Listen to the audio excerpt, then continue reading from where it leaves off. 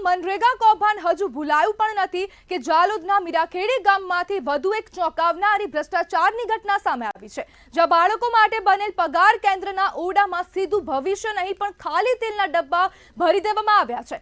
તંત્રએ ખાતરી આપી હતી કે 3 માળના ભવ્ય પગાર કેન્દ્રના 12 ઓરડા ભવિષ્યના બાંધકામ હશે, પણ હકીકત એ છે કે કોન્ટ્રાક્ટરે નબળું બાંધકામ કરીને ભવિષ્ય સાથે સીધા ચેડા કર્યા છે। સિમેન્ટ રેડી મિક્સ કોન્ક્રીટના બદલે કોન્ટ્રાક્ટરે પોતાનું ખિસ્સું ભરવા માટે આ કારસ્તાન કર્યું કે બિલ્ડિંગ જોઈને માણસ શરમાઈ જાય। ઘણા ઓરડાના કોલમના અંદર ખાલી તેલના ડબ્બા ગોઠવીને ઉપરથી મટીરીયલ નાખી દેવામાં આવ્યું અને પછી પ્લાસ્ટર કરીને તેને છુપાવી દેવામાં આવ્યું। ગામના જાગૃત નાગરિકે એક વિડીયો દ્વારા આ ભ્રષ્ટાચારનો પર્દાફાશ કર્યો, જે હવે સોશિયલ મીડિયામાં વાયરલ થઈ રહ્યું છે। જ્યાં કોલમમાં ખાલી તેલના ડબ્બા હોય ત્યાં ઘડાતા ઘરો નહીં, તૂટી જતા સપનાઓ હોય છે।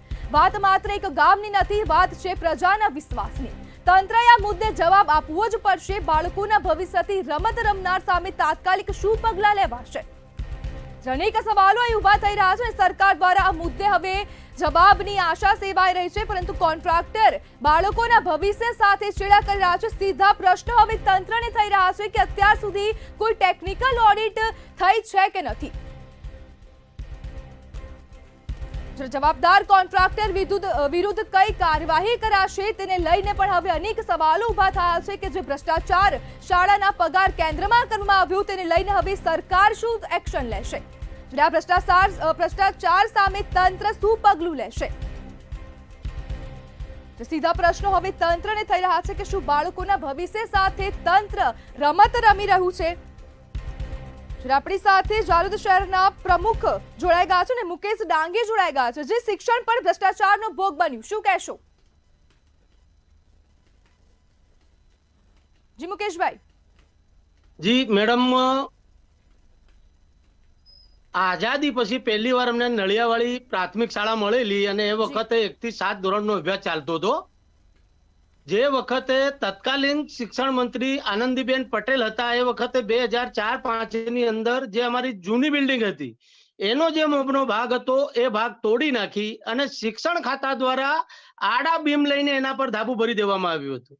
અમે ઘણો વિરોધ કર્યો, પણ જે સત્તા આગળ શાન પણ નકામું।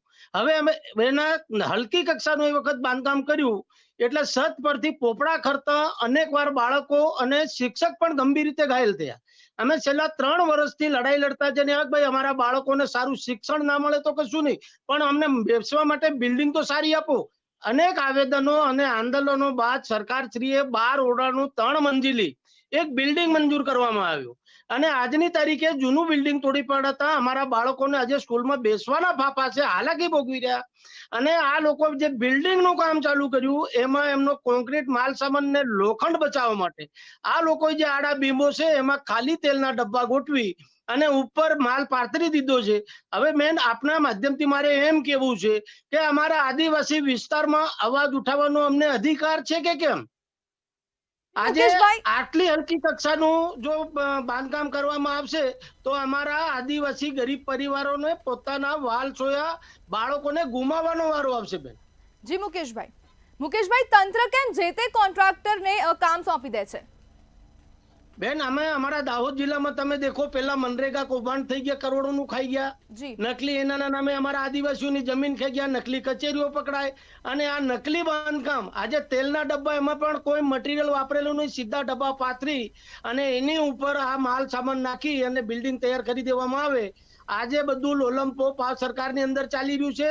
અધિકારીઓ આનાથી વાકેફ છે અને નેતાઓ પણ વાકેફ છે, પરંતુ જ્યાં એમને એમનો રોટલો શેકાતો હોય, ભલે અમારા આદિવાસી બાળકો મરતા હોય, એની સાથે આ લોકોને કોઈ જ લેવા દેવી નથી અને અમારા બાળકોના ભોગ લેવા માટે આ હલકી કક્ષાની ગુણવત્તા વાળું એક બાંધકામ કરી અમારા બાળકોનો ભોગ લેવાનું એક ષડયંત્ર સરકાર દ્વારા કરવામાં આવી રહ્યું છે। જ્યાં સુધી હલકી ગુણવત્તાનું બાંધકામ ના કરે ત્યાં સુધી બીજી વાર આ બાંધકામ કરવા માટે કોન્ટ્રાક્ટર મળે નહીં। માટે આ જે કોન્ટ્રાક્ટર છે એને દાહોદ જિલ્લાની અંદર અનેક આવી બિલ્ડિંગો બનાવી છે અને આપને માધ્યમથી હું કહેવા માંગુ છું સરકારને કે આવી બિલ્ડિંગોની તપાસ થાય, આવા કોન્ટ્રાક્ટરોનું જે લાયસન્સ છે એને રદ કરવામાં આવે, નહીં તો વાલીઓને સાથી રાખી ઉગ્ર આંદોલનો કરવાની અમને ફરજ પડશે। કેમ કે અમારી શાળાની અંદર આ તેલના ડબ્બા ગોઠવ્યા, 1-1, 1.5 ફૂટની અંદર આ જે સળિયા છે એવા પતલા 8 નંબરના સળિયા ગોઠવી હલકું બાંધકામ કરેલ છે। કમ્પાઉન્ડ વોલ જે શાળાનો મંજૂર જી, થયો છે એ 1995 માં જે જૂનો કમ્પાઉન્ડ વોલ હતો એની ઉપરના પોપડા ઉખેડીને ઉપર એક બે થર લઈ અને કોન્ટ્રાક્ટરે આ કમ્પાઉન્ડ વોલને પણ નકલી હતો એને અસલી સાબિત કરી દીધો છે. જી મુકેશભાઈ, જોડાવા બદલ આપનો આભાર.